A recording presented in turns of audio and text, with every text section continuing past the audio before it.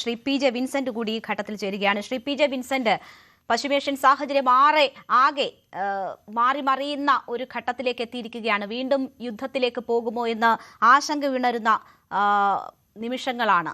താങ്കൾ എങ്ങനെയാണ് ഈ സിറ്റുവേഷനെ നോക്കിക്കാണുന്നത്? ഇപ്പോഴുണ്ടായിരുന്ന MOU ഇനി നിലവിലില്ല എന്നത് ട്രംപ് തന്നെ പ്രഖ്യാപിച്ചിട്ടുള്ളതാണ്. ഇനി ഒരു സമാധാനത്തിലേക്ക് കാര്യങ്ങൾ നീങ്ങണമെങ്കിൽ ഒന്നേന്ന് തുടങ്ങേണ്ടി വരുമോ? അത് വലിയ ബുദ്ധിമുട്ട് സൃഷ്ടിക്കുന്ന ഒരു സാഹചര്യം ഉണ്ടാകുമോ? അതോ യുദ്ധത്തിലേക്ക് തന്നെ കാര്യങ്ങൾ നീങ്ങാനുള്ള സാധ്യതകളാണോ ഉള്ളത്? അതിനാണോ ഇറാനും അമേരിക്കയും ശ്രമിച്ചുകൊണ്ടിരിക്കുന്നത്?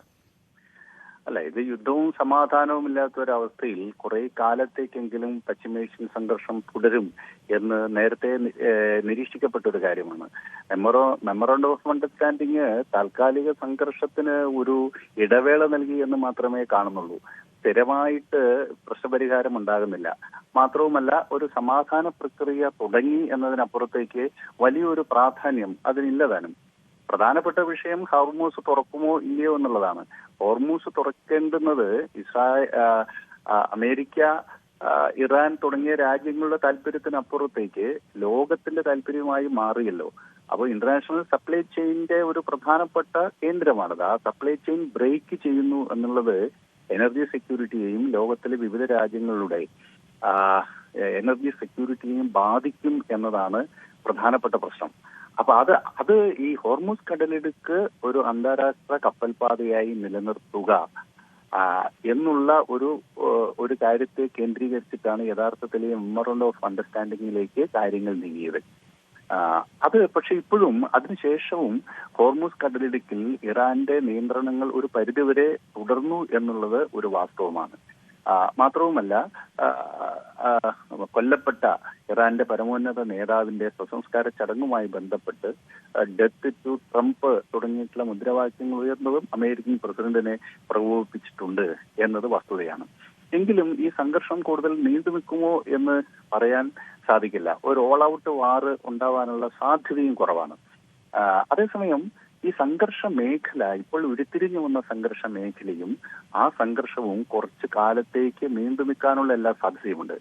വലിയ രൂപത്തിലുള്ള നേരിട്ടുള്ള ഏറ്റുമുട്ടലുകൾ ഉണ്ടായില്ല എങ്കിലും ഇടയ്ക്കിടയ്ക്ക് പരസ്പരം ഏറ്റുമുട്ടുകയും സംഘർഷം തുടരുകയും ചെയ്യുന്ന സാഹചര്യം ഉണ്ടാവും. അതിന്റെ ഒരു അടിസ്ഥാനപരമായ കാരണം ജിയോ പൊളിറ്റിക്സ് കേന്ദ്രസ്ഥാനത്ത് നിൽക്കുന്നു. അതുപോലെ സാമ്പത്തിക താല്പര്യങ്ങൾ വളരെ പ്രധാനപ്പെട്ടതാണ്. അതിൻ്റോടൊപ്പം തന്നെ പ്രധാനപ്പെട്ടതാണ് പ്രത്യയശാസ്ത്രപരമായ നിലപാടും. 1979 ഇറാനിയൻ വിപ്ലവം വരെ ഈ രാജ്യങ്ങളെല്ലാം ഇറാനും അമേരിക്കയും ഇസ്രായേലും ഒക്കെ സഖ്യശക്തികളായിരുന്നു. പശ്ചിമേഷ്യയിലെ ഒരു സഖ്യം എന്നത് ഒരു ഭാഗത്ത് ഗൾഫിലെ സാമ്പ്രദായിക ഭരണകൂടങ്ങൾ നിലനിൽക്കുന്ന ഗൾഫിലെ സമ്പന്ന രാഷ്ട്രങ്ങൾ, അതുപോലെ അമേരിക്കനൈസേഷന് വിധേയമായിട്ടുള്ള ഇറാൻ, ഇസ്രായേൽ, ഇതെല്ലാം ചേർന്നിട്ടുള്ള ഒരു ഐക്യനിരയാണ് അവിടെ ഉണ്ടായിട്ടുള്ളത്. അപ്പോൾ ഗൾഫ് രാജ്യങ്ങളും ഇറാനും തമ്മിൽ വളരെ അടുത്ത ബന്ധമാണ് ഈ കാലത്ത് നിലനിന്നിരുന്നത്. എന്നാൽ 1979 വിപ്ലവാനന്തരം ഉണ്ടായിട്ടുള്ള പ്രത്യയശാസ്ത്രപരമായ മാറ്റം ഗൾഫിലെ രാജ്യങ്ങളുടെ നിലനിൽപ്പിന് മാരകമായ പ്രതിസന്ധിയാണ് ഉണ്ടാക്കുന്നത്. കാരണം ഇസ്ലാമിക റവല്യൂഷൻ എന്നുള്ള സങ്കല്പം ഇസ്ലാമിക് പൊളിറ്റിക്സിലേക്ക് വരുമ്പോൾ, ഇസ്ലാമിക പ്രത്യയശാസ്ത്രം അതിന്റെ പൊളിറ്റിക്കൽ ഇസ്ലാമിലേക്ക് വരുമ്പോൾ അത് ഒരു രാജാധിപത്യത്തെയോ അമീറുമാരുടെ ഭരണത്തെയോ അംഗീകരിക്കുന്നില്ല. അവിടെ കിങ്ഡം ഓഫ് സൗദി അറേബ്യയാണ്, മറ്റതെല്ലാം എമിറേറ്റുകളാണ്. UAE, യുണൈറ്റഡ് അറബ് എമിറേറ്റ്സ് ആണ്.